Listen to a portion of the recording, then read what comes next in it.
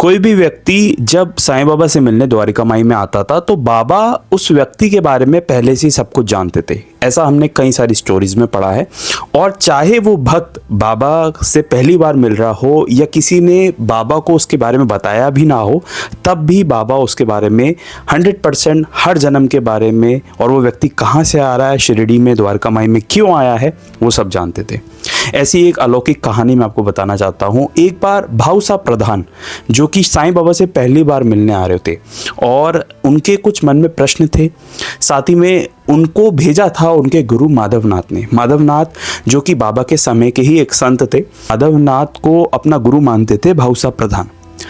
एक बार माधवनाथ से मिलने जब भाऊ साहब प्रधान गए तो माधवनाथ ने बाबा से मिलने जाने के लिए उन्हें शिरडी की ओर भेज दिया और भाऊ साहब प्रधान को आदेश दिया कि आप जाओ और बाबा की ब्लेसिंग्स, बाबा का आशीर्वाद लेकर आओ।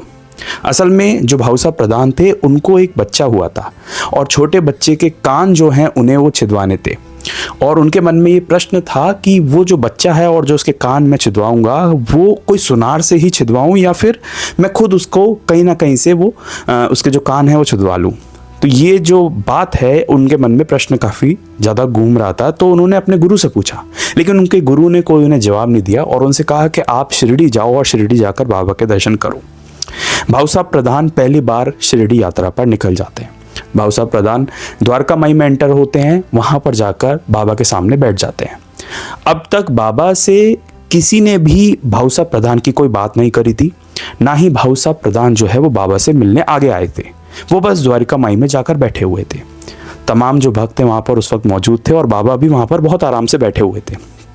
अचानक बाबा बोलते हैं कि जो मेरे भाई हैं, जिनको मैं हृदय से भाई मानता हूँ, गुरु माधवनाथ का जो पुत्र हैं, यानी कि जो उनका आशीर्वाद है, जो उनकी संतान है, वो हमारे बीच में यहाँ पर आई है।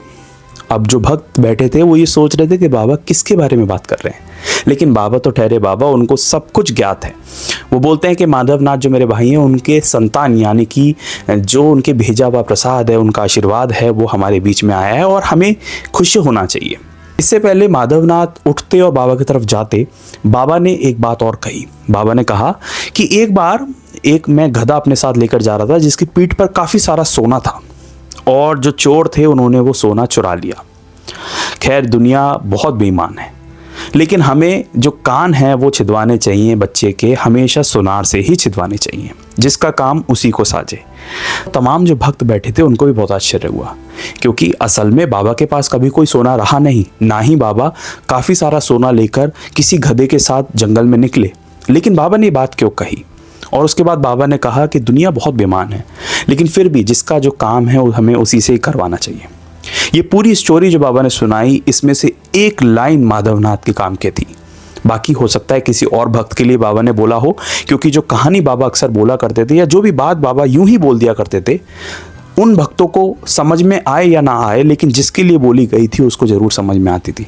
अब आप सोच के देखिए, वहाँ पर अगर 100 व्यक्ति बैठे होंगे तो 100 में से 99 व्यक्तियों को ये बात बिल्कुल भी समझ में नहीं आई होगी, लेकिन एक जो भक्त बैठे थे भाऊ साहब प्रधान को ये बात पूरी तरीके से समझ में आई होगी कि जो वो मन में प्रश्न लेकर आए थे और बाबा की ब्लेसिंग दिलवाना चाहते थे अपने बेटे को, और बाबा से पूछना चाहते थे कि जो मैं कान है अपने बेटे के छिदवाऊँ वो किसी सुनार से छिदवाऊँ या किसी और से।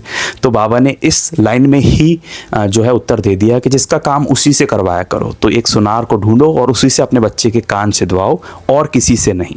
तो ये बात भाऊ साहब प्रधान को समझ में आई, बाकी भक्तों को आई हो ना आई हो उससे फ़र्क नहीं पड़ता, लेकिन बाबा जिसको अपनी बात समझाना चाह रहे होते थे अक्सर उसको वो बात समझा ही दिया करते थे।